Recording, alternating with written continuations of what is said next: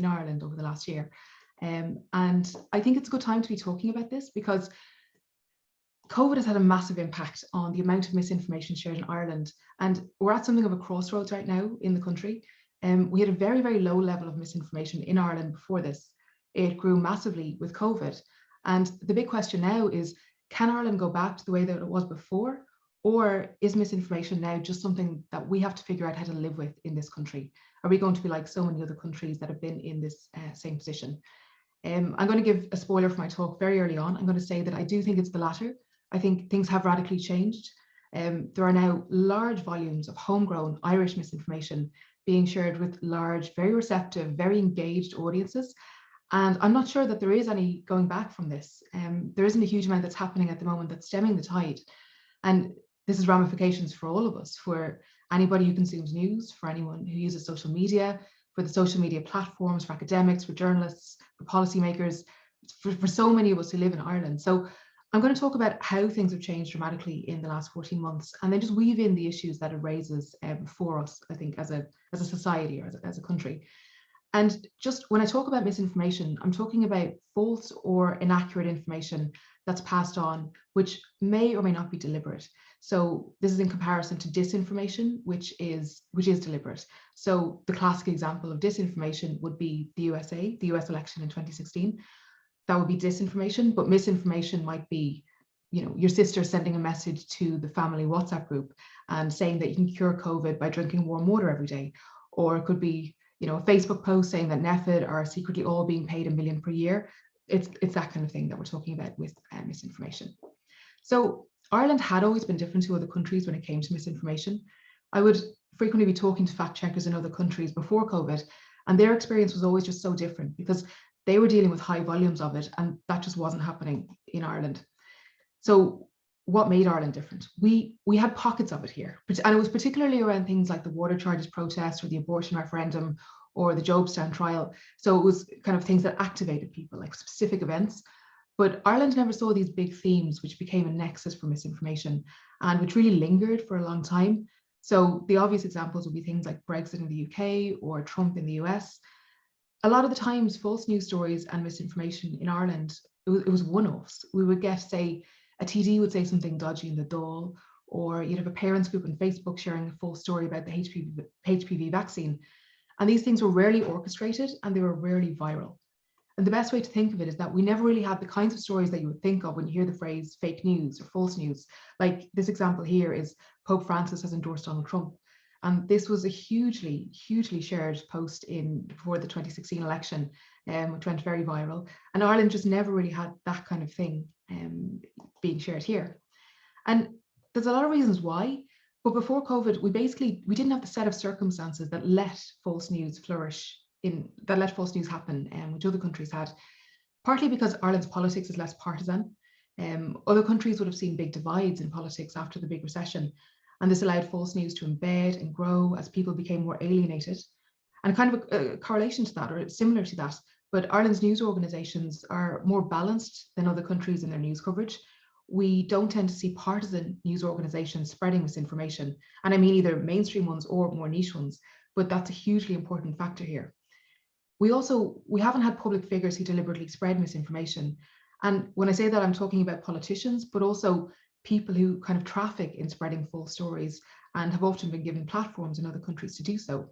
And this could be anyone from the President of the United States to a Katie Hopkins type, which is one of her posts is mentioned there. So all of these things kind of not came together because they weren't working together, but they're all reasons or some theories around why we didn't really see false news in Ireland. And the last one I mentioned there is about the issue of monetization. It's very difficult to monetize Facebook page in Ireland because of the scale. It's much easier to do this if you're in the US or another large country. The scale didn't always translate to Ireland. It didn't make it kind of a particularly lucrative way of doing business, of sharing posts.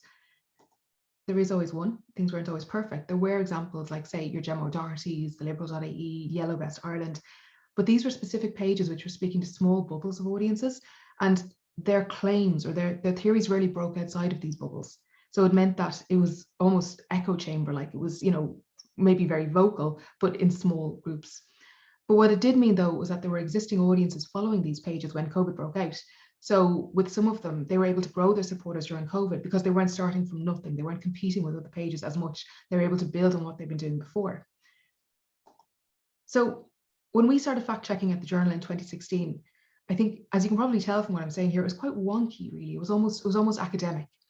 We started out fact checking the general election in 2016 and kind of continued in that same vein up until 2020. So it was mainly things that politicians had said in public rather than posts that were being shared on social media, because there just wasn't a huge amount of that happening.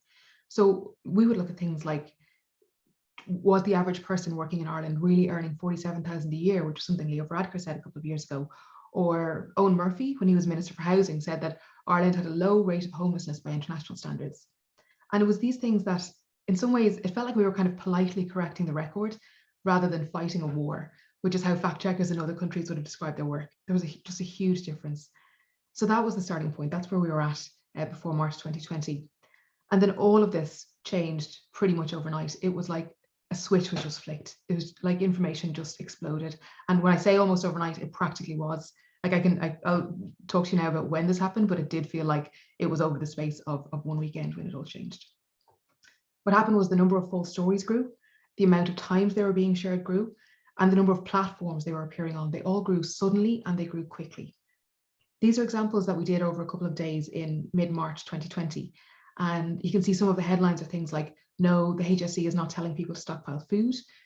No, you can't test for coronavirus by holding your breath for more than 10 seconds. And this one got over 300,000 readers. It was no substance whatsoever to WhatsApp voice note claiming that Ireland is going into status red lockdown. That was an audio message that was shared like wildfire on WhatsApp. It was a man seeming to be giving orders to members of the Defence Forces to prepare to get out on the streets of Ireland for a lockdown. And it sounded incredibly realistic and very authoritative, but there was no truth in it. To give you an idea of the scale, when we first started noticing this new misinformation at the very start of the pandemic, we set up a phone number so that people could forward us on dodgy messages that they were sent on WhatsApp so that we could fact check them. And in the very first weekend, we got over 800 messages. And that was in early to mid-March. And I remember this very clearly because I had the phone in my house and it buzzed and it buzzed. And we knew that there was a problem, but that was the first time that I really understood the scale of the problem, just how many things were circulating and what a wide audience they were circulating to as well. And I think that weekend, or that entire month really, it became clear that despite all the buttresses that we had to stop false news, we had our balanced media, we had our lack of partisanship, it didn't matter. All of these things helped to delay it, but they weren't a protection against it. We had an audience of people who wanted to share misinformation. There were platforms that allowed them to do it, and that was it. That was all that was needed. So the amount of misinformation has ebbed and flowed since then. It was huge at the start of the pandemic. Hopefully, as you can see here from some of these fact checks, it quietened down when restrictions were loosened last summer. And we're seeing a lot more now. The numbers have jumped up again, probably more so than at the start of the pandemic, because it's pulling in things around the vaccine and conspiracy theories and misinformation from other countries too. I think you can divide the COVID misinformation in Ireland into two waves. So I'm going to talk about that a little bit. And the first wave was based around anxiety. So these were messages that began in kind of late February 2020 and lasted until about April. And this was people sharing messages that they got mainly on WhatsApp because they felt like they were passing on information that they weren't being told and they were worried about it. So a lot of times people sharing these probably felt like they were being helpful. I don't think, in most of the cases here, people weren't doing it maliciously. This, you can see here, this is a popular one from the time. It's a WhatsApp message from someone saying that their friend is a Garda and that there was going to be a full lockdown announced the following day. And this was in very early March before there were any lockdowns at all. And they were saying that the army was going to be outside shops to make sure that only a certain number of people were let in. And all of this stuff, like there's a lot of very, very common tropes that pop up in this message, because you would see things like somebody citing an authority figure, like someone they know who's a Garda or someone who's in the Defence Forces who had heard something that was definitely going to be happening. And these messages would often say things like, the lockdown is very common, or that people should stock up in food and water. Or a very common one was that there were cases in hospitals that hadn't been announced, that the government was keeping it quiet or trying to hush it up. These were shared by a very large general audience. And I'm going to guess that most people who are here may have seen at least one of these on WhatsApp, telling them that something was being kept from them by the government, probably being shared in a friends or family WhatsApp group by somebody with good intentions. And the thing about these messages is that they almost always sounded so plausible. And I think that's why they were so sticky and they were shared so much, because people genuinely believed that they were real or that they could potentially be real. I know my own experience is that in my family WhatsApp group, there was a number of people close to me who were sharing these messages. And a lot of the time, the context around it was, is this real? Or, can someone tell me, is this actually happening? There was a real search for information around the time. And I think that's part of the reason why people were so eager to share things like this. So if the first wave was based around anxiety, the second wave was based on distrust in institutions and authorities. And this started in April last year. And to be honest, we're still in the middle of it. So I don't know when the peak is or when the peak was, or if the peak has happened, because we're just still seeing huge amounts of this. And this is distrust in governments, in health authorities, in the media, in financial institutions. And it can be conspiracy theories, warning about powerful global elites using the pandemic for their own gain. So there's a lot of stuff around George Soros and Bill Gates. But there are also much more common things about people misinterpreting things from government or NPHET, or just making up things from government and NPHET. And one of the most common ones we've seen lately on Facebook is people saying that the government is lying, or NPHET is lying about the number of people who've died with COVID-19 in Ireland, and that it's actually only around 100 people rather than almost 5,000 people. This one here is from a Yellow Vest Ireland Facebook page, and it's a very typical example where it's very long and it looks realistic. It looks like it's truthful, but it's not. The post, you can't see the words there, but it's saying that Leo Varadkar said that there could be restrictions for a further year or 2 years or indefinitely. And that isn't what he actually, he used those words, but what he was saying was he was criticizing the idea of zero COVID and saying zero COVID could lead to these things. So he wasn't saying what he's being accused of. It's missing a lot of context there. And this is something of a typical post because it's about a politician apparently saying something that the mainstream media hasn't picked on, something that will have a big impact on people's lives and it's being kept from them. And it's something that you can only access on social media. So you have to be in the know, you have to be part of the crowd or part of the community to be able to access this. In the last couple of months, we've seen a huge amount of vaccine misinformation. And it's kind of a mixture of viral social media posts, which have been popular in other countries and are being imported to Ireland. There's also homegrown misinformation. Like we've seen posts saying that the army or the defense forces is going to go into schools to give children vaccines, for example, which is obviously preying on parents' fears. And then there's a third category, which I would call the just asking questions category, where it's people questioning the safety and the efficacy of the vaccines. And it's different to the other ones. It's not necessarily pure misinformation because they're not making claims about it. They're more planting questions in people's minds about whether they should get the vaccine or not. And I think that kind of gray area is something that's grown up a lot alongside misinformation, where it's people kind of muddying the waters or, again, just asking questions as a vehicle of kind of bringing misinformation to people. So this is what's happening in Ireland now. So I'm just going to talk a little bit more in detail about what this looks like every day. And one of the biggest things to know is that, the first wave was very much on WhatsApp. This wave has moved back to Facebook, which is the natural home of so much false news, really. Facebook is kind of ground zero for misinformation. And its infrastructure makes it so easy to spread misinformation. I think if you were going to design the perfect way to spread false news, Facebook would just come close to the ideal because it lets you join or start pages or groups for people with common interests. You can make it geographic based. You can join groups or pages your friends are in. You can share and engage with ones that align with your interests and beliefs. It's like ticking the boxes for all these things that just make it so easy to spread misinformation. But we're also seeing an awful lot more on Instagram too, which is a relatively recent phenomenon in Ireland. And we're seeing it particularly in the beauty and the wellness and small business spheres here. And when I say relatively recent, I mean, this is literally in the last 6 months. Before that, and with the rise of vaccines, before that, there just was not a problem with misinformation on Instagram in Ireland. And what's different with Instagram compared to other platforms is that instead of people necessarily sharing Instagram posts containing misinformation, what instead happens is that you get one person or page becomes a hub for it, and they attract more people to their page who like what they're saying and want to support them. There's an account from a former Irish television presenter that recently started posting anti-vaccination content, and it gained 3,000 followers in the space of 5 days. And the issue here is about how it spreads, how people are finding these pages. There was a really interesting study recently, and it found that Instagram was recommending false content to people if you watched one video. So similar to the way that YouTube can pull you down a rabbit hole, Instagram was doing the same thing. Now, Facebook, which owns Instagram, disputed this, But the researchers found that they were getting anti-vaccination content and COVID misinformation recommended to them.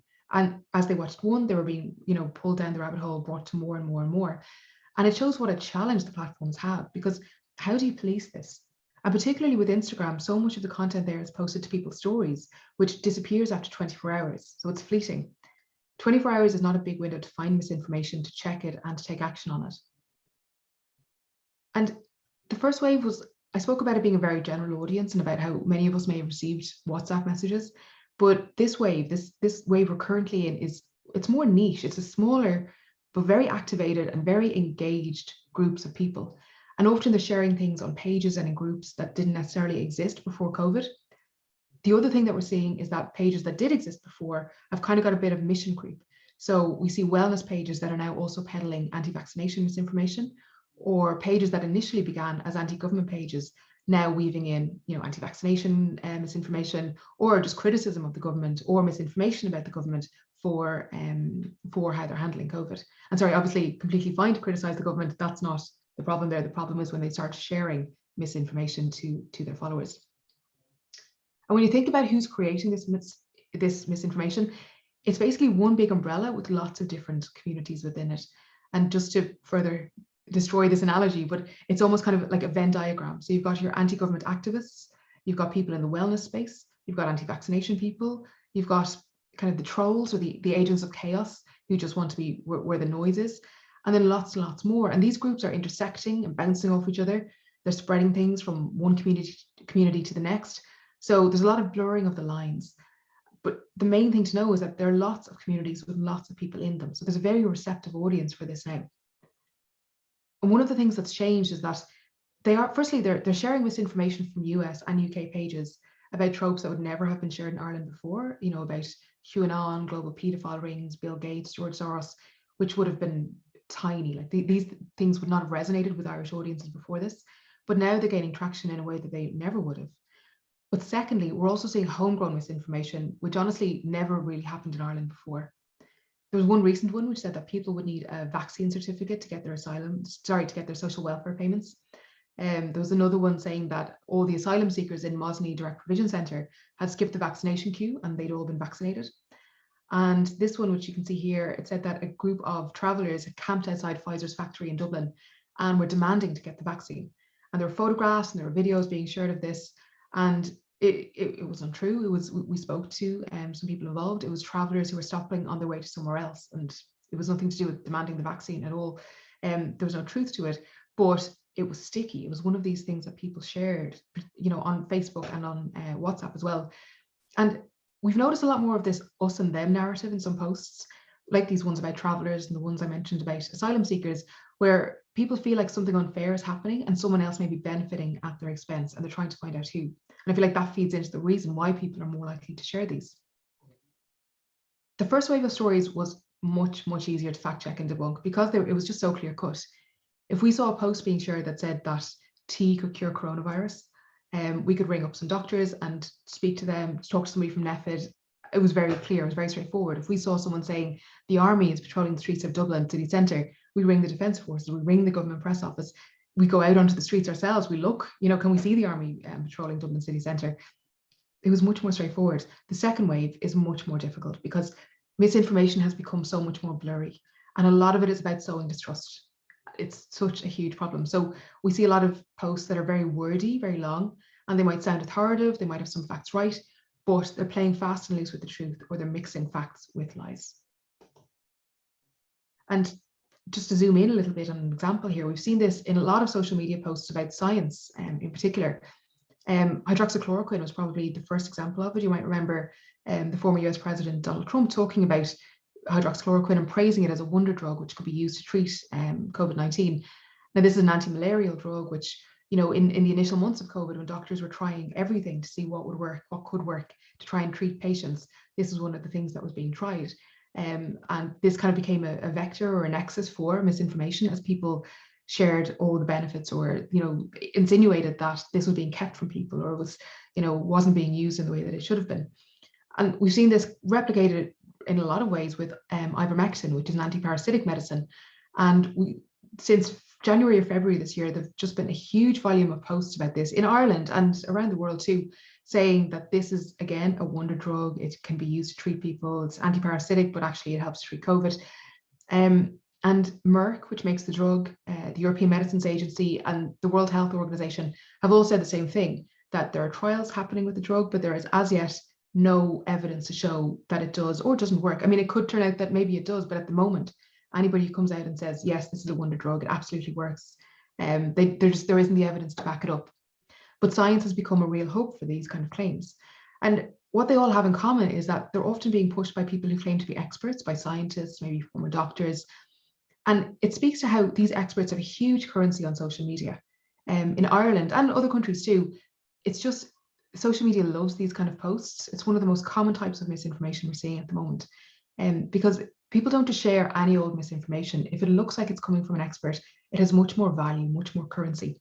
So we can see these theories and ideas from other countries repackaged for an Irish audience, as well as homegrown Irish misinformation. And it's just very sticky. It taps into a belief system, something they might have already thought was true, that doctors could be doing more to treat people, for example. And then they hear about this wonder drug and think, well, why aren't doctors using this in Ireland? It gives people that sense that something is being kept from them, which is so much a part of all of these misinformation tropes, really. And I'm going to talk a bit about seeing misinformation in the real world too, because being able to fact check the stories in the first wave helped stem the tide and stop them from being shared as much. But there is a limit to what fact checkers can do in the second wave. And partly because people sharing these stories in the second wave, they're far less likely to believe a fact check. They're less likely, if you think about, if you're having an argument with somebody and someone says to you, no, you're wrong because here's some facts to back it up, you'll take the facts on board, but it doesn't necessarily change your mind. You may continue to still argue with somebody. It's just, we're human. It's the way that we work. And then a lot of times, if someone is sharing a post that contains misinformation, it often affirms their worldview a lot of times. So a fact check can just get their backs up and make them double down. And it's a very tough one because it's not easy to reach people who are taken in by these messages. I do think that fact checks help. I think there's a lot more that can be done about building trust in the media, in media literacy, especially among older people, and about the platforms taking responsibility, which I'll talk about a little bit in a moment, because that's obviously a big part of it.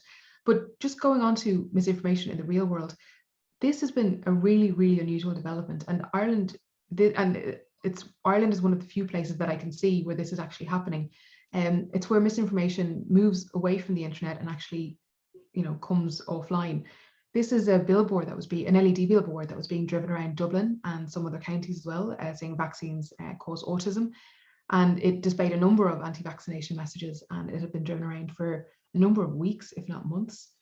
Another example that we saw was from a few fringe political groups have been putting leaflets through people's doors, and that's throughout the country. And these leaflets are often a mishmash of claims. It might be anti-government, it might be anti-vaccine, but it's throwing huge amounts of claims at people. And it's kind of playing on that Irish tradition of, political candidates or political parties putting leaflets through doors. So there's almost an expectation that if you're getting a political leaflet, that it's going to be true. But we fact checked a number of these, and they're peddling very dangerous. A lot of them are peddling very dangerous misinformation, and raising, perhaps hesitancy or doubt around vaccines, or again, coming back to the distrust issue. They're making people probably question what the government is telling them, what NPHET is saying, and whether or not these things are true or not. And so it's closer to home for me. We fact checked a claim about the number of people who have died in Ireland from COVID-19, and we did this in September. And a couple of days later, several hundred people turned up outside the Journal's office door because we had fact checked them. And it was a show of intimidation. And it was intimidating. We have never had anything like that before. But we also have a very strong sense of mission. We've always seen our work as being very much about public service journalism and getting good information, getting facts out to people. And honestly, fact checking throughout this whole thing has made us feel very useful, like as journalists, but also as people. It's felt like we're actually doing something good and we're helping to get the good information out there.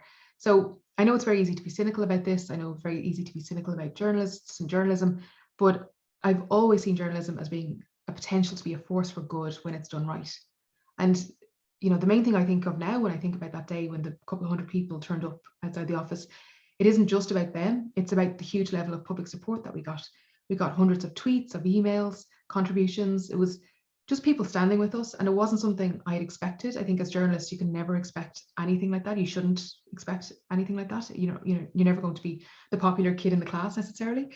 But it was massively appreciated. And it just felt like, oh, we're fighting the good fight, and people can see we're fighting the good fight, which was just a hugely important moment for us. So I mentioned there about the role and the responsibility of the social media platforms in combating bad information. This is obviously a huge issue. It's something that literally keeps me up at night. And I think part of this is because they're US companies, so they're grounded in a philosophy that places more importance on free speech than on the damage caused by free speech. So they've been extremely slow to act over the years, but they are doing things. All the major platforms have said that they're being proactive and they don't want to allow things that could cause harm on their platforms. You will notice that almost any platform that you go to nowadays, whether it's Facebook or Twitter or TikTok, they'll give you links to trustworthy information about COVID, usually from the HSE because we're in Ireland. So if you're looking at anything to do with COVID, or if you see a message on your platforms, you will probably see, for more information, go to the HSE, and a little like information button as well. Twitter is doing things. It's labeling and removing tweets that are false and that may cause harm. And they can also reduce the visibility of tweets and suspend accounts. Facebook is doing very similar. They've taken down over 12 million pieces of misinformation on Facebook and Instagram, which they own, which could potentially have led to physical harm. And Facebook also has fact checkers around the world, because Facebook doesn't fact check content, it outsources this, and the Journal is one of the fact checkers that they work with. And it's the same for TikTok, for YouTube, for Instagram. They're all doing very similar things. This is better than they've been in the past. I think they were all burned an awful lot by 2016. And I think the WHO warning about this being an epidemic from very early on really helped to kind of, kick them into gear a little bit and go, oh, this is different. We need to take action. So they learned from 2016. They listened to the WHO, and they did kind of do more than they had done. But at the same time, the whole misinformation problem is because of the platforms. Like the reason I'm here, the reason you're here today, it's because of the platforms. So look, they're getting their houses in order, but it's taken them a decade. So let's not praise them too much. And at the same time, the crackdown, like their attempt to cut down on misinformation, it's pushed people towards alternatives, which are not taking action at all. So places like BitChute or Telegram, and these are kind of fringe is probably not the right word, but they're alternative social media platforms. And they do focus very much on free speech over any potential harm caused. So, people who maybe felt that they were being stymied, or people who were suspended or banned from any of these platforms, they're now finding new homes in these other platforms as a result of the actions being taken. And apologies for that slightly creepy GIF. I will move on to the next slide so you don't have to look at it again. So just taking a step back and looking at who actually believes misinformation, because I think sometimes there could be an assumption that the only people who believe misinformation aren't very smart. And that's very wrong. It's very patronizing as well, because it's got nothing to do with how smart you are. It's about wanting to feel validated and wanting to feel safe. It's not unusual to look for things to back up your view of the world when things are rocky. And, obviously it's been an incredibly rocky year. Dr. Orna Young, who works with who founded Fact Check Northern Ireland, has done some really, really good writing and research on this. And I always think about the way she describes it is that misinformation has an emotional pull, and that there's a real stickiness to them because they can back up how people see the world and what matters to them. So when people are trying to make sense of what's going on, like particularly in the last year, they're finding theories, they're finding stories that have confirmed what they might have already expected about the world. And there was a really, really fascinating study in the science journal Nature recently, and it showed 1,000 people, 36 different headlines, and asked if they would consider sharing them on social media. And half the headlines were true and half of them were false. So one of the false ones was President Trump readies deportation of Melania after a huge fight at White House. So one of the biggest explanations for why people spread misinformation is that they can't distinguish between truth and lies. But this study found that people had no trouble whatsoever telling truth or lies apart. And the suggestion from the researchers was that people didn't care. If they shared something, it was because they thought that it should be true. So they weren't prioritizing the accuracy or the truth of the piece in a way that, obviously journalists would be hoping for, but they were prioritizing signaling their beliefs. They were prioritizing showing their membership of a community that would believe this kind of thing instead. And that kind of, I think, helps to reframe things a little bit when you think about why people actually do share these things. Charlie Brooker has also written about this in The Guardian, and it's so smart. He's so good. He's talking about if you embrace conspiracy theory or misinformation, it's like you're part of a gang and you're sharing privileged information, and the world just makes more sense. And you've seen through the matrix. And that sense of you've seen through the matrix feels like it's kind of almost the key. It's like someone feels like they've unlocked things and now suddenly they know it all. And that sense of belonging and finding a community when so many of us don't have one is very appealing, feels very safe, very comforting. So, some of the best advice that I've seen around it is just to stop, think, and check. So if you ever see something being shared, you're going to engage with it, just take a second and look, is this being shared elsewhere? Is it being reported by news outlets that you trust? I think it's always useful to have like at least one news outlet or one reporter or whoever it is, but somewhere that you trust and you can believe in. Like if you Google something that you see, what comes up? Because I think we all have a responsibility to be good citizens on the internet. And part of that is by thinking, are we adding to the noise on the internet? Do we need to share this thing? Or is there a better way for us to contribute? And sometimes that way is silence. Like sometimes it's like, do you know what? I don't need to weigh into that, the noise or the drama, unless I have something particular to add. And I feel like that's something a lot of people could be probably taking on board. So as journalists, we've learned a huge amount. We had to scale up massively to deal with fact checking and to figure out how to get through the misinformation or the infodemic, I guess. We started to treat fact checks in the way that we also treat breaking news. So we did about 40 fact checks in the whole of 2019, and we've done about 170 in the last year. And we got a lot more nimble with finding them and debunking them, because often speed is the single biggest factor in being able to quash these stories before they take hold. And we always prioritize stories that have the potential to cause harm, and that's particularly around health issues. So if we see someone saying on Twitter, Micheál Martin is secretly a lizard person, and it's been shared once on Twitter by somebody with 10 followers, that's not going to be much of a priority. But if we see something on Facebook and it says, if you take 20 paracetamol a day, you can avoid getting COVID, and it's been shared 400 times, then that's going to jump to the top of our queue. And one big thing that we've done is that when we've shared our fact checks, we do them on the platforms where people are sharing the misinformation. And this has been a huge learning for us. It kind of goes back to the whole not just being academic, and I'm not using that in a negative way whatsoever. It's about the way that our fact checks initially we were talking to people who already trusted us and already believed us. And what we needed to do was talk to the people who maybe weren't familiar with us, or maybe, were getting their news from bad sources. So we started doing things like creating meme style images and sending them back to people who if someone sent us a message on WhatsApp, we would send them this like image back to them to show that the message had been, the thing was false, in the hope that they would maybe share that back into their circles where they originally saw the claim. So we met people where they were. And I think that's a huge thing when we're talking about not even just misinformation, but also just, conversations or discourse, online and in the real world now at this time when things can feel quite fraught or quite polarized. Meeting people where they are is a huge part of it. And there's a number of challenges for misinformation in Ireland and other countries too as well right now. The cost is a huge issue because it's an absolutely lopsided battle. It costs absolutely nothing for someone to throw a fake story up on Facebook or Twitter. It doesn't even take that long. I could do one now in 2 minutes, but to combat it is a whole other thing. And newsrooms you've probably seen, there's been reporters love writing stories about the media, and you've probably seen like how difficult it is for the media in terms of money and resources. Newsrooms are often fighting battles around these things.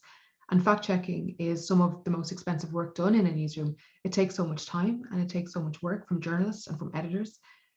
We've been lucky at the Journal, we've gotten grants, which has helped a huge amount, but it's a very real challenge. It's a huge issue. And for fact checking and for news itself, I feel like there's this kind of theory that in a few years' time, the access to good news is going to become a real challenge or a real problem, because so many places have had to put up paywalls because economically they need them. It's the only way to stay viable.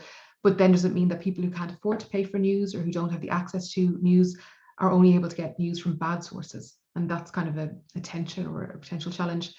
There's also the issue of amplification and whether doing a fact check on a dodgy claim, particularly when it's from the far right, is it bringing it to a bigger audience?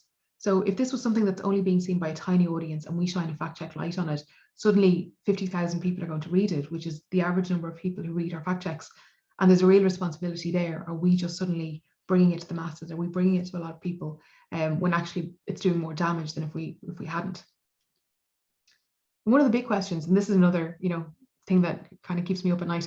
It's what happens with all of the people who are following these pages and groups that are peddling the misinformation. What happens when COVID starts to fade away? Like, where does all this energy and all this people power go? Does it just disappear? Or I think it's far more likely, are we going to start seeing them organize further? So, you know, if there's an election in a few years' time, are we going to start seeing candidates going forward springing from these groups based on the issues that spring out of these groups? Because I can't imagine that a lot of them, the smaller ones, will fade away, but for the bigger ones who found, kind of a community and a sense of purpose and a sense of power, we've seen people turning out at these protests. So what do they do with that? Where does that go? What issue?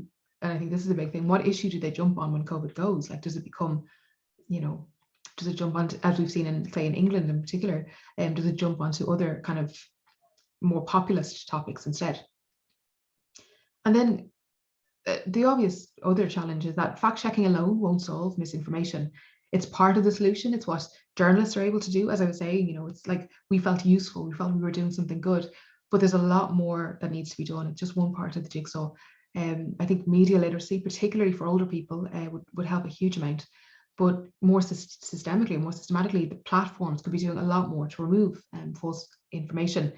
They can act fast at times. I know I've probably been very critical of platforms because I am. They can be fast, they're not fast enough. And they're often ill-equipped to deal with the way that misinformation is sprawling and has become more difficult to fact check. So they need new solutions to deal with the way that misinformation is changing. They need to be a bit more proactive rather than reacting to it afterwards. So that is it. That's me. I hope that was useful. It was kind of a whistle-stop tour of misinformation in Ireland right now. Happy to answer. I know we have a Q&A, so happy to answer any and all questions. And also, if you have any questions or thoughts afterwards, there's my email address. I'm just always happy to talk about this or anything news adjacent. So thank you very much. That's me. Hi, Christine. Thanks so much for that talk. That was so interesting. I'll have a look through the questions on the chat there and throw them at you and see what we can tease out. And everybody keep submitting your questions there for Christine. I'm sure there's lots that you want to ask her. So the first one that came in is from Brian, and he says, it seems to me that a contributory factor to the misinformation is the increasing distrust of the mainstream media. Do you have any theories as to why that distrust is increasing? And I guess that's kind of something I've experienced as well, in academia, and kind of the mistrust of experts is probably a related kind of area. Do you have any ideas why that's happening? Like it definitely is happening. I feel like we've imported that in some ways from other countries. We've seen that. It's like we saw that happening in the US and the UK, and then we kind of brought that in to Ireland.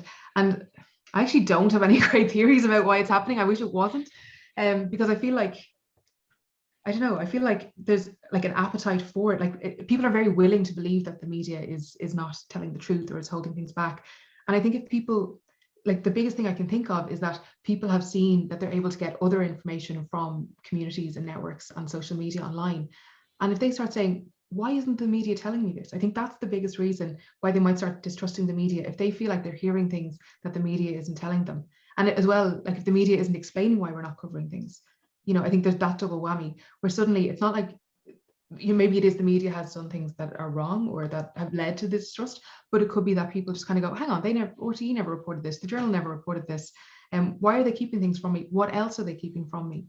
And then suddenly that distrust is just there and starts festering. And I'm just not sure. Like, I feel like the media probably needs to do a better job of explaining why we choose the stories that we do. And it's hard because we don't want to be self-indulgent as well. We can't be, you don't want to be explaining every single move to people, but I think there needs to be some kind of middle ground where people can say to, like, contact the journal and say, hey, why haven't you covered this? Or, why is your angle like that there? And having some kind of space where you can discuss that. And I guess partly that's Twitter. Like, Twitter is kind of the public sphere where we can have those discussions. But I suppose the problem there, this is my final bit, sorry, I know I've gone on a bit there, but like a lot of the times when I get, say, criticism or questions on Twitter, it isn't somebody saying, hi, I'm just wondering why you didn't cover that. It's like saying, hey, journalists are shit, why didn't you do this? Oh, screw you, and it's abusive. And I'm just like, oh, why would I write back to that? Or like, why that person's trying to, I'm not going to change their mind or persuade them.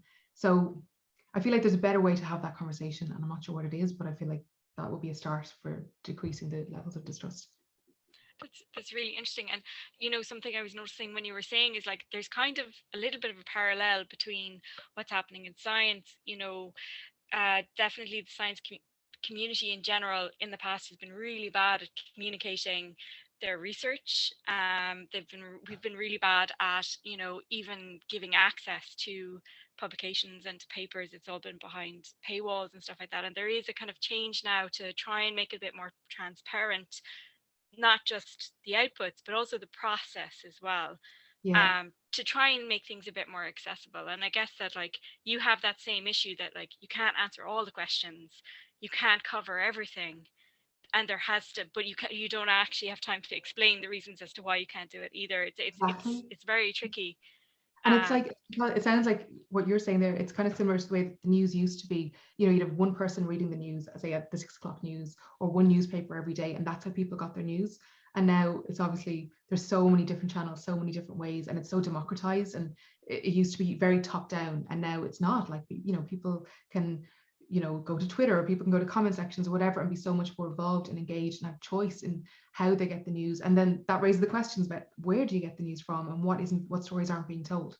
So yeah, it's a really, really tough one. Like it's in some ways it's exciting, but it's also, yeah, it's a tough one. Yeah, it's tricky. I could go on, but I'm going to go back to the questions because I don't want to monopolize your time. So this one here from Therese.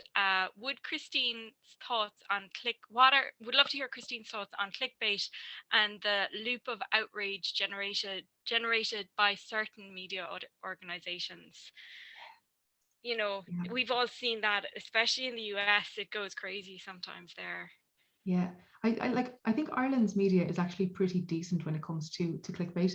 I think we've been pretty responsible, but like the line that we always use for headlines is you need to have a little bit of a curiosity gap, but not too much.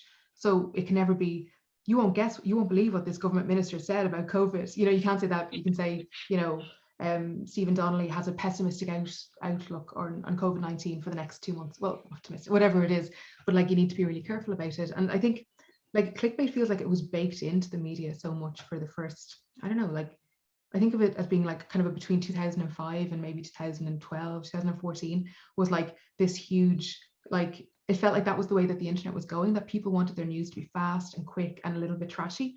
And it's only in the past like maybe 6-7 years we've kind of realized that actually people are okay with like long form stories on the internet, or like deeply reported things on the internet. It's like journalism is still good. Just because it isn't in newspapers doesn't mean that it's bad. It's like journalism can still be beautiful and like thoughtful and smart, and we don't need clickbait headlines. So I feel like in some ways they're almost old-fashioned. If we can talk about the internet having old-fashioned things, I feel like clickbait is now old-fashioned.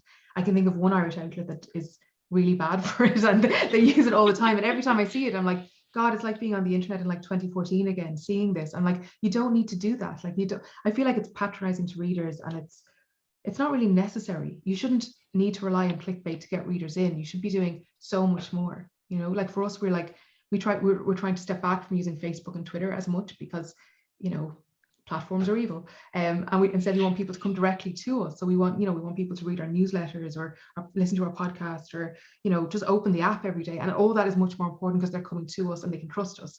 Because if we are relying on, a sexy headline, like that's not a way to keep an audience. Like that's not a way to, be sustainable. And all media outlets have to be sustainable. So I think clickbait is not a way to be sustainable. And that's why it's died away a bit. And the people who are still doing it should hopefully stop doing it soon. Hopefully. We will all hope for that. We all hope. Yeah, live in Yeah. hope. So there's one here from Nolig. As a small and developed country, do you think that Ireland is in a better position to quell misinformation compared to, say, the US? They're still reeling from the very extreme polarization in the last few years. The pandemic, I think, was the perfect topic to spread disinformation worldwide. Preying on universal emotion. Could Ireland potentially keep it under control going forward? I feel like Ireland could potentially, because we don't have, it's so much more difficult in America and in Britain as well, and in a lot of European countries. Like it's just like the genie is out of the bottle in those countries. In Ireland, I feel like the genie is a little bit out of the bottle, but we could try and pull it back in a little bit. And I think it depends on what happens after COVID. Because as Nolik said, like it has been just the perfect way for misinformation to share and to be shared. I'm just not sure what it looks like. I'm just not sure what Ireland does to quell this. You know, it's like a lot of it feels like it's down to individuals. It's kind of like individual responsibility. But I don't quite love that, because you know there is a responsibility on the platforms too, but they haven't shown that they're able to do this. So look, I mean, it would be amazing if Ireland could be the place that could say, yeah, we had misinformation, we didn't have misinformation, it grew, and then we were able to quell it, and it's completely fine again. That's going to stick with me, actually. I'm like, what are we going to have to do that? Because it is a possibility. Yeah. Yeah. I suppose it's hard though as well, because we are a part of a global community. We have Facebook, we have Twitter, we have all the social media platforms, and you know, it would be really tricky to disengage from that. You know, if Yeah. that's where the misinformation is coming from and that's how it's being spread. Yeah. One for us all to ponder, maybe. So there's one from Anya here. Can teaching critical thinking skills make an impact if people are emotionally invested in a belief system that goes against the evidence? It's a really good question. I mean, I think so. I think that like those two things together are the way to combine it. But I think a lot of the problem is that if we're teaching it to young people, they probably already have a lot of the critical skills when it comes to assessing things on the internet, or what they want to share, or what, you know, communities they want to be part of. I think it's about how do we teach these critical skills to people who are maybe in their, you know, I'm going to say maybe 60s and 70s and 80s who are on the internet. And I think that they probably have the double whammy of perhaps not having, some people in that age group not having the media literacy critical skills or media literacy skills, but then also there is much more of an emotional impact with these things if you're, you know, a parent or a grandparent. So yeah, I think that's a tough one. I think you couldn't just rely on critical. I think you need to have both of those things. I think you need to like use both as an approach, but bearing in mind that the emotional pull is the thing that gets people to share these a lot of times. Like one of the reasons QAnon was so popular was that it was able to play on parents' fears. It was saying that like the worst, you know, your children are vulnerable, your children could be attacked, and that activated huge numbers of parents who engage with this content.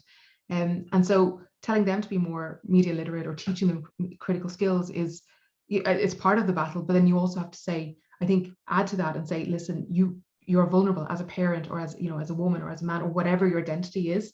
Like that is something to be aware of, and you will be like a potential source of kind of being attacked, I suppose, or being pulled into this. So yeah, I think both.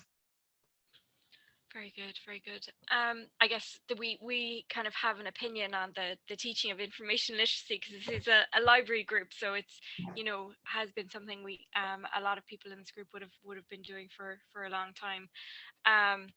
But I think And with it's maybe, okay, yeah. I think that, you know, it's tricky. Like, you know, you can give people the skills, but it's that whole, you can lead a horse to water, and you can't make them drink. They may not necessarily apply it in all situations. And it's so hard because people don't necessarily know, you know, if people are just thinking, oh no, but I'm just sharing this helpful advice about how to get rid of COVID, and it involves drinking tea 4 times a day, you know, they mightn't make the link. They might think of misinformation as looking like, you know, like kind of Donald Trump or Brexit things. I think we don't always think of it in an Irish context. And I would imagine that's one of the things you've had to deal with, like getting people to think about it as like, you know, in Ireland as well. Absolutely, absolutely. So we have another question here from Colette. Is there any country better at dealing with misinformation? Or is it worse in English-speaking countries? English seems to be the language of the internet, or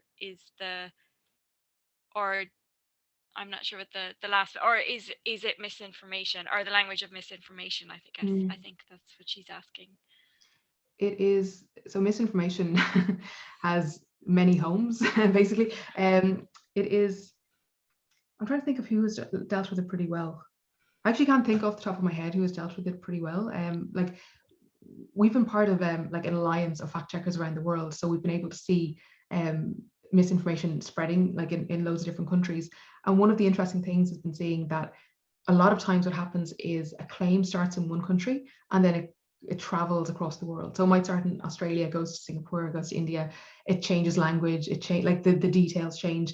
And then, you know, we end up with something in Ireland, and I can see, oh, well, this started in Singapore last week.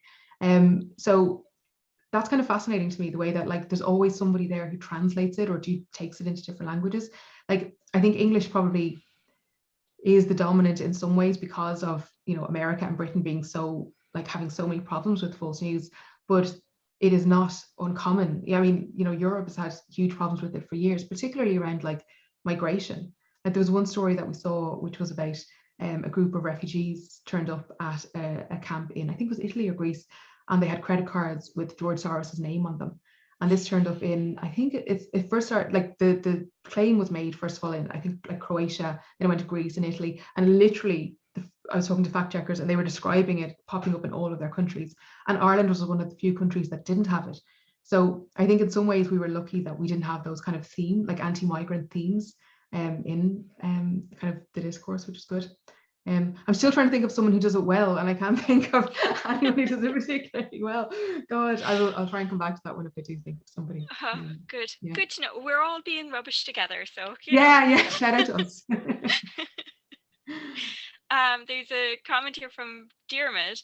I wonder, does Chomsky's manufacturing consent alert us to the uneasy relationship between the media and the political world? I I have don't to know. say I have no awareness of Chomsky, so No, I don't, I wouldn't know enough to answer that like at all. It sounds interesting, but I wouldn't know enough yeah, to answer. something to follow up on maybe after this talk. Yeah. Um, okay, so next question is from Mark. Um, Actually, this is one that I want to ask as well. Do the people who put this stuff up believe it in it themselves? Like, who's the first person to share the misinformation? You know, why are they doing that? You know, I why make up the story about the refugees turning up with credit cards with Soros's name on them? Like, why do that? You know? like I really wish I knew. Like it's such a good question, and no one, like, we don't really know the answer. Like the one thing I would say in an Irish context is a lot of the times people posting on the most popular Facebook pages is that they haven't, the narrative in their head is that the government is lying to us, the figures are wrong, we are getting the information out there. So they will take things that are being said and they just twist them. They just, you know, and they're not necessarily completely wrong, but the spin that they put on them is wrong. Like, or spin is wrong. The spin is, it's always the same spin. Like I'm thinking there's this woman in the Midlands who has a hugely popular Facebook page and just always puts up these things that make you think Ireland is handling COVID incredibly badly. It's the worst country in the world. Everyone, the government is lying, NPHET is lying. And she'll always take some, and you're always like, well, that kind of happened, but no, she's not. Oh. And you, by the time you get to the end of the piece or her post, you think, oh, that's not accurate at all. But it's just, I think they do genuinely believe that things are being kept from people, and they're trying to shine a light on it. You know, they do. I do genuinely believe that a lot of them do believe this kind of stuff. When it's completely made up, when it's like refugees with George Soros Mastercards, I honestly, I don't know where that stuff comes from. But the one about the asylum seekers getting vaccinated in Mosney, like that claim that said that they were all being vaccinated, I was fascinated by that because we couldn't find the actual source of, like, we knew that they weren't all vaccinated, so it was false. But I did wonder if if the person who posted it had heard something like a couple of asylum seekers got vaccinated because they were very high risk, and somehow that was Chinese whispers and it got translated, and suddenly they'd all been vaccinated before Irish people, and it was an outrage, you know. So I feel like it's the Chinese whispers thing. Sorry, that's my thing. Of there's a grain of truth, and it kind of takes a couple, kind of a meandering path, and then somehow you end up with a Facebook page or Facebook post that's been shared 900 times and is wrong. So Yeah, it's crazy. It's just crazy. That whole idea of Chinese whispers, like, you know, everybody has experienced something like that. You know, but I think it's so insidious on the internet because it spreads so quickly yeah, and things get tagged onto it, or people read meaning into something. You know, there could be a fairly kind of generic, innocuous paragraph in it, and suddenly totally. they're deriving meaning that isn't there at all. Yes. It's And so all, and to be tricky. fair, it happens in the news regularly as well. Like we might hear there's been a shooting in a part of Dublin and 2 people are dead. And then we find out, oh no, one person is dead. And then we find out, oh no, one person actually has just been seriously injured because of that Chinese whispers thing. And sources are saying different things. And some people are closer to the truth than others. And that's why, you know, you hold off from publishing a story until you know what the truth is. but there isn't that bar there for people posting to social media in the same way. No one's going to say, oh, I won't post this until I've verified it. They're just going to post it. Yeah, it's that immediacy as well. Like it's just, and also I think people feel like they want to be the first one Yes. to say it or to broadcast it. Yeah. I'm just conscious that we're coming up on 3:30. Do you have time for one or two more questions Yeah, of course. or? Yeah, yeah. Yeah. Great, thank you so much. There's one here from Greg Gerard. Are there any general fact-checking skills Christine thinks could be easily taught? I suppose can we take any lessons from you guys in fact-checking and bring them back to the libraries and our students? I think the stop, think, and check is kind of is the most helpful kind of approach to it. But I'm trying to think of particular skills. God, what are the most useful skills? Wow, this shouldn't be so difficult. I think encouraging people to ask questions. I don't know if this is too basic for all of you, like if this is the most obvious thing, but if someone is like unsure about something, there are so many resources out there, like and press offices and on Twitter, like people who are willing to answer questions about things. So I think just like not feeling like you're just an island on your own and that you've no recourse or you've no way of checking things. I think using Twitter or using the avenues available to you is a huge thing. Like that's probably the best I can think of at the moment. Yeah. Great, thanks for that. And I suppose the other thing, we do all end up in our own little echo chambers sometimes. I've definitely been guilty of that in the past myself. And I think that sometimes you need to remind yourself to step out of that bubble, Yeah. be it social media, be it your friends groups, be it WhatsApp. You got to Yeah. kind of go, okay, is this real or do I need to check back in? And I think that, with COVID and we've all been at home so much and online so much more, I wonder, is that pushing the spread of misinformation, like what you said about people finding their gang online? You know, you're interacting with people you choose to interact with within that Yeah. gang, rather than seeing whoever the world pushes in your way on a day-to-day basis during Yeah. lockdown. And it's so hard to do that. Like everything you say there, I'm like, yes, absolutely. And then I think of my Twitter feed, and I just think that's not a diverse, range of Yeah, opinions there. And I feel like I followed so many different people, so many groups, and then there are times when I'm just like, oh, this is not what's happening in the world at all. yeah, It's definitely so fun. Yeah. yeah. It's a hard one to tackle. Um, So there is a question here from Neve. It's a bit off topic, but would love to hear Christine's thoughts on the discussion that took place on the Joe Duffy show for the past week on the menopause. Is this something the journal would cover to raise awareness of the lack of services around this issue? I know that Davina McCall also had a documentary out on last night that was definitely getting a lot of tweets and chat about it today. Yeah, it was literally so we have a news meeting every day at 10 o'clock through Google Meet. And that was the biggest topic that we had today to talk about the Joe Duffy coverage of menopause and Davina McCall, and just about how we can actually be covering it more. Because, while it's not a news story, there are definitely angles that we could be looking at, because we've tried to give voice to people about this in the past. And we were kind of saying we've done a bit, we haven't done enough. So we're trying to look at angles around, like news angles around HRT and about why, and doctors, because a lot of what we've been seeing on Twitter and obviously came through on Joe Duffy is that doctors have not been always as good as they could be when it comes to dealing with menopause. And I saw a lot of doctors on Twitter were very defensive about this. And again, this is my Twitter echo chamber. And there were doctors being very defensive, but then there were women saying, no, this is my experience, and I completely understand why doctors would be defensive. But women are saying, I was treated so badly, or a doctor said this or that. So for us, that's the angle we're kind of looking at. We're looking at like HRT and what, spoiler for our content over the next couple of days, and then also what doctors have been doing, what they should be doing. But God, it was just such good journalism, wasn't it? Like, I think Joe Duffy doesn't always get the praise he should get as a journalist, but just giving voice to people like about that topic, and just the fact that, I don't know, I just thought it was great radio, and I just think it's been brilliant, and it made us go, how do we talk about this? And everyone was so energized about it at the news meeting, which was really good as well. That sounds really interesting. I'd be looking forward to reading those stories. And I agree with you with Joe Duffy. He is often maligned, but he does give voice to, people and groups with in our country that maybe wouldn't have a voice without him. 100%. Yeah. Definitely something there. There's another comment from Noleg. Algorithms are directing people where to go as well for their audience to consume similar content or content that corresponds to their views. Social platforms, social platforms lack any filters for disinformation, along with closed groups and messaging apps. News consumption has never been so individual. The majority of the problem is a lack of a gatekeeper. And I suppose that kind of comes back to what you touched on before, like valuing free speech over the harm that free speech can do.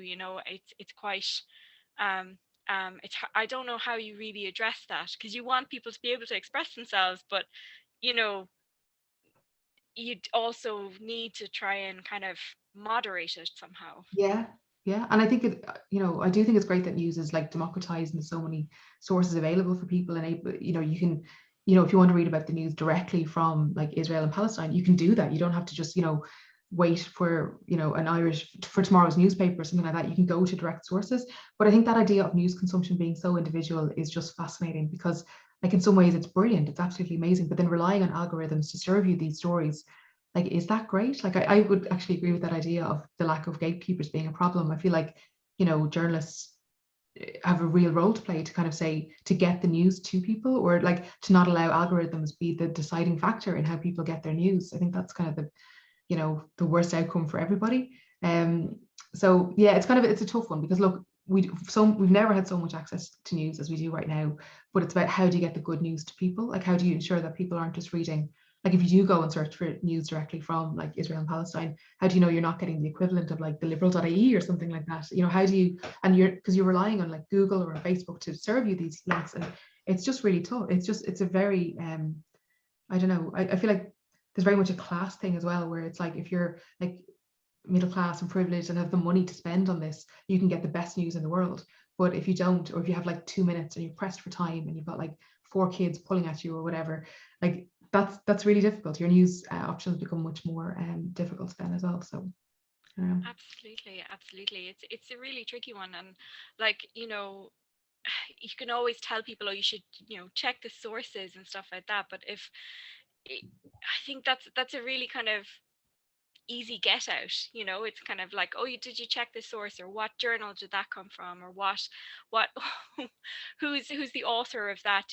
Are they trustworthy? But if you don't have time to do that, or if you don't understand, maybe don't understand the landscape, it's not really great advice at that stage. It's too late. You've kind of missed the missed the boat there. yeah. There's just a nice link there from Peter. The Finnish government have a program for teaching the population about misinformation, and a game about being a news troll. Oh, I have seen this. Finnish fact checkers are very good. There's like, sorry, there's a guy I know who does fact checking there, and he had this great thing where he went into it was a program trying to teach literacy, media literacy to children, and he started off with talking about Santa not being real. I presume there's no children on this call, hopefully not. No, but nobody listening in the background. yeah, sorry, I'll reframe that. But they were looking for ways to try and make things relevant to children. And I think it was older children, so they were able to have a conversation about said Mr. Claus. But it was kind of, how do you figure out what's real and what isn't real? And I thought that was like, yeah, that's probably actually a good example of someone being smart and meeting people where they are, and being clever. So thanks for that link, Peter. That's great. I'm gonna have to check that out later. It sounds very interesting. There's just one last question. There's some really nice comments from people saying thank you for your talk. Oh, and oops from Robert. His son was listening. Sorry. We'll have a disclaimer on the next LIR talk for that. So there's one last question from Brian. Do you think that making the creation of disinformation and or misinformation should be made a criminal offence, or would that impinge too much on free speech? The spread of it probably would be too broad, as it could end up with lots of well-intentioned but misguided people being prosecuted. I think it's not. I mean, like, I don't think we should be putting more people in jail or anything like that. Mm. I think the idea of making it maybe it's not in that form, maybe it's that companies that allow this to be posted it's a civil offense or something like that, where they're held responsible for what's published on their platforms. Because like, I do think there needs to be more of a disincentive for platforms to allow this. And I think they shouldn't be letting people do it. But I think that punishing individuals, I don't know, like even if it was somebody, like I'm thinking of very popular Facebook pages in Ireland that spread misinformation, and they do it deliberately and they do it consistently, I could possibly see an argument for some kind of offence for them, you know, or some kind of, what would we say, punitive measure. I'm just not sure, like, is criminal offence the right way? Maybe it is. I mean, like, nothing has worked so far. So perhaps there's something in that. But I do think the platforms probably are the ones that need to be kind of held to more account than they currently are, rather than individuals. And yeah, that's a tough one, creation of it. I guess if someone is doing it on a large, like an almost industrial scale, and there are some pages that are like throwing out so much stuff and being shared so frequently, and they're so toxic, you know, so it feels like there should be some kind of punitive measure for that, and whatever that may look like. Maybe they should have like mandatory information literacy training or something, you know, round up the librarians of Ireland and sit them down and give them a talking to. Listen, you guys, there's a gap in the market there. I like that comment about the classic disinformation. Yeah. Brilliant.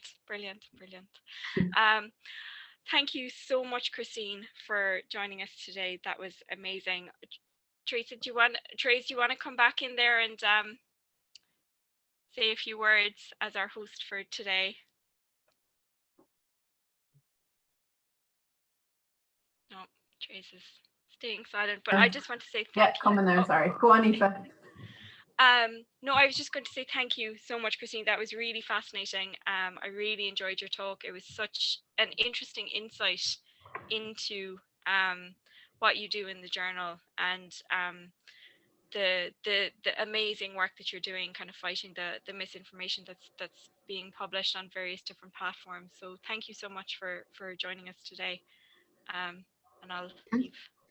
Thanks for having me, and thanks everyone for being here. And just the questions are great. Like, I really appreciate it. It's so great to have like really like engaged discussion about it and just be able to talk about this, because it's such a huge, it's a big deal in my life, as you can tell. But just to get to like chat about it and like bash out ideas about it, like the stuff I'm going to take from this and kind of figure out where I land on it as well, which is always a great way to, I think, end a talk. Great, glad to give you ideas. I'll be looking out for your articles in the future. Be like, we talked about that. Yeah. It's literally, journalists is like harvest everything, every conversation with the journalist. They're like, can I use this somehow? This can be. Yeah. Thanks so much. Just to say as well to everybody before we finish, there is another seminar next week, and there's more again after that. So just check out the LIR website for information on those.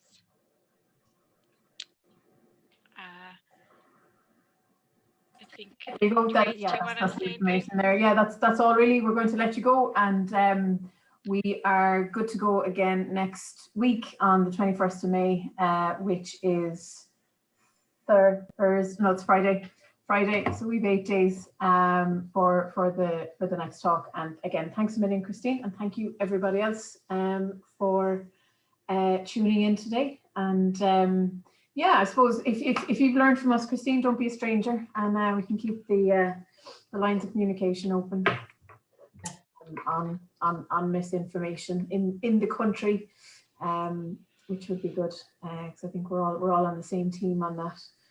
Yeah, and fighting the same fight. We have a job of work to do. Yeah. All right, so I'm going to leave it there, and thanks everybody. Thanks. Bye bye.